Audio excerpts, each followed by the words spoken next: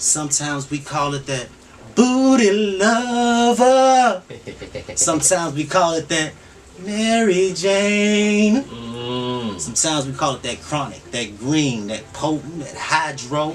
Yes, sir. That good, icky, sticky. You know what I mean? That grass. Yes, yes. Many terminologies, you know what I mean, that we use. But you brothers, the Rastafari brothers, is the ganja. And from my observation, a nice amount of brothers practice with the ganja. Right. And it's more to it than just how a lot of people think in America.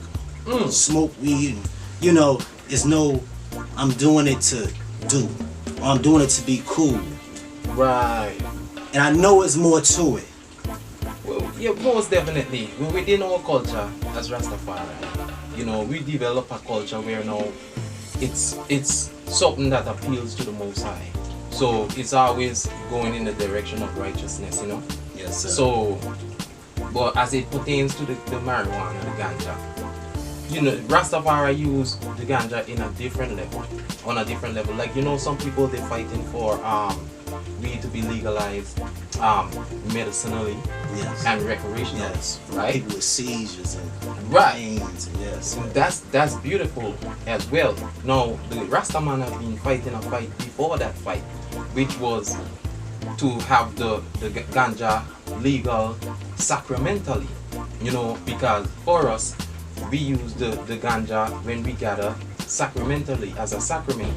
Okay. It's part of our ritual, if you want to say, that marijuana is used. Yes, sir. Not necessarily all the time, but there's specific times where marijuana is used on a daily level.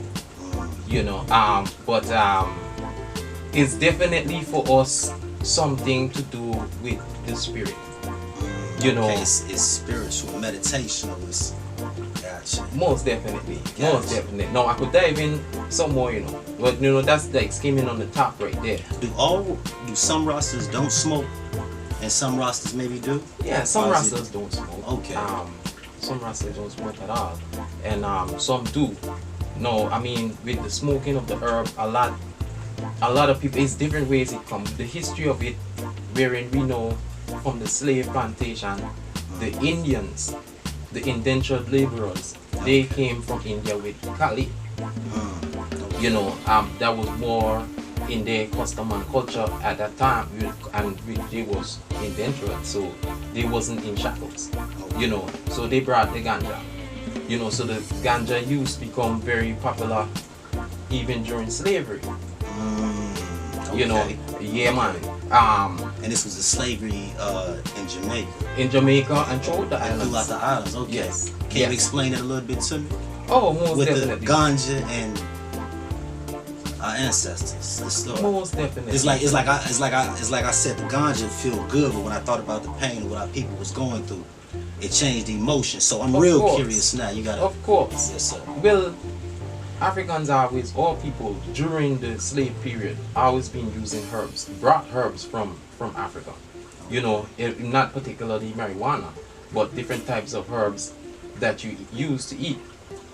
Because even within the plantation period, a lot of the slave masters end up being poisoned by the women that feed them, all black women, because they know the herbs, they know what to use, and they kill them off. But it's so much to the history as it pertains to marijuana, but now Rastafari, we're dealing with Rastafari. Now, one of the first man that we would say that is a Rasta man, the first Rasta known would be by this man by the name of Leonard Percival Howell. He was born in Jamaica. Okay. They call him Gangang Guru Maharaj. Yes. Now, him was the one, them plant a plenty ganja and inculcated the ganja into the Rastafari movement, so to speak. But it is a lot of history. If you want to know some more, Google Leonard Howell, from Jamaica.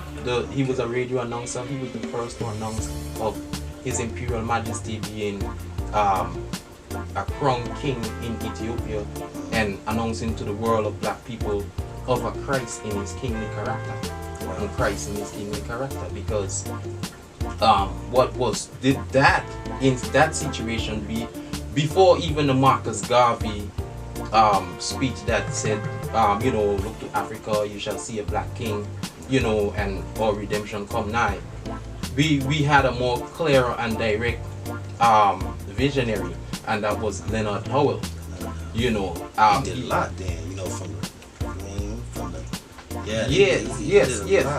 And the ganja, in fact, the ganja played a integral role, and Rastas in the days of old, even today, many use the Bible, as a reference point. Although Rastafari, the movement, has evolved in ways where we have more African history as reference points, to validate or to say, well, why Rasta? Yes.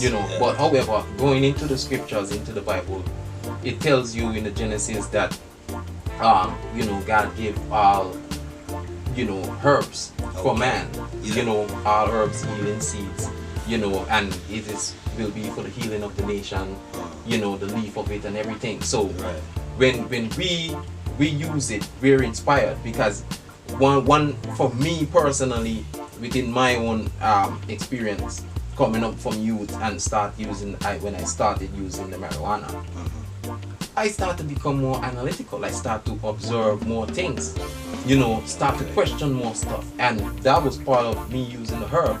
Like, they speak of Jesus Christ, they speak of, this white savior. We start to go into it. And, there's a lot of things that wasn't making sense, even within the whole scheme of things within the society. But marijuana is help. Yeah, it's help clear up that third eye. I gotta ask you this now, brother. Coming from this is the last question I want to ask you. Go ahead. Coming from up north, brother. You know what I'm saying?